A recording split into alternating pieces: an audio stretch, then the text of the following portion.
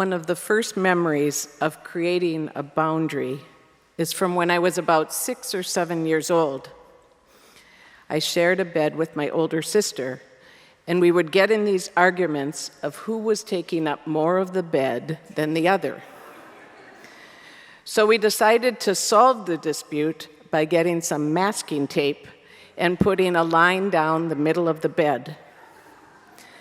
There, this is your side, and this is mine. I'm not sure who needed this clear boundary, but apparently it was necessary to have a little peace between us. I have a sense it was my older sister who was not happy about having to share a bed with her rambunctious, ever-moving younger sister, whose boundaries have always been a little bit permeable. I can't recall how well it worked for us, nor am I clear what necessitated it. Was I the one constantly invading my sister's side of the bed? Or were there times when I just wanted some space and she seemingly was too close for comfort? When we were sleeping, did we, when all defenses were down, move toward the warmth of security of the other until one got a little bit too close and the other suddenly felt crowded? Creating a boundary with masking tape as a little kid was seemingly a simple solution to one or the other of us needing some personal space. But as I think about and experience boundaries as a big kid, they are a bit more complicated and nuanced. Pretty much my whole life, except for 3 out of my nearly 62 years, I have lived with others. I come from a family of 6 children where we shared a bed and a bedroom. I have lived with all kinds of personalities and unique characters in my Franciscan communal life.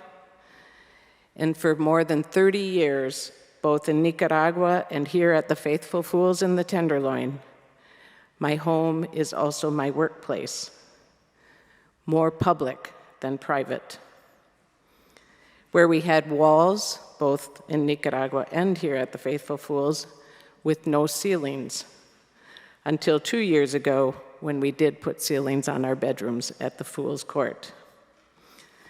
But in these boxes without lids, we could hear every voice and sound from the other side of the wall or on the street. At any moment of any day or night, the doorbell can ring, or someone can come waltzing up our colorfully painted stairs to the space where staff and volunteers often work and where the public gathers, and where Sam and I also live. There have been many discussions over our 25 years on what is private space and what is public space. How do we bring greater definition between the spaces? Who decides them?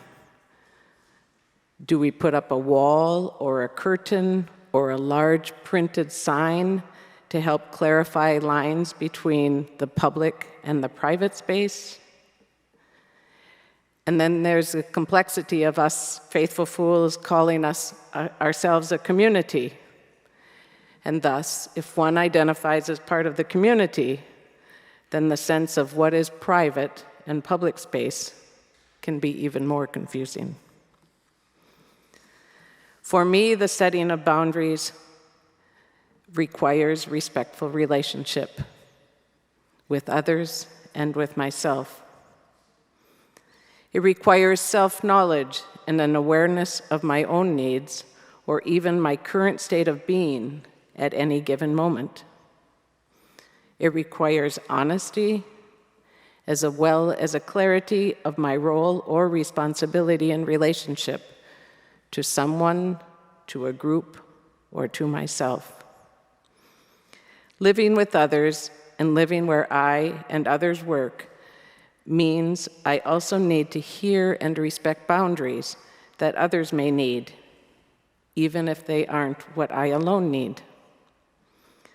I have come to recognize that some spoken or visible clarity is helpful, and often appreciated.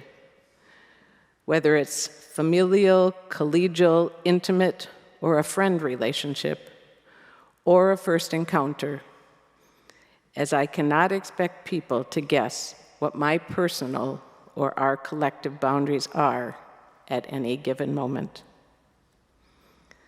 Apparently, my personal boundaries are still more like masking tape, providing definition, yet movable.